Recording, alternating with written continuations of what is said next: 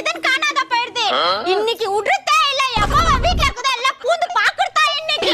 என் motor 3000 ரூபாய் கொடுத்து வாங்குனேன். எவனே அவன் எத்தனை பாயிண்ட்? வரே இருடி இன்னைக்கு. எப்ப பாரு சாத்தாக்கா வீட்ல பூந்து நிற்பியா? நோரு கொஞ்சம். இந்த மோட்டர் எங்க லாபரி அடிச்சுக்கறாங்கக்கா.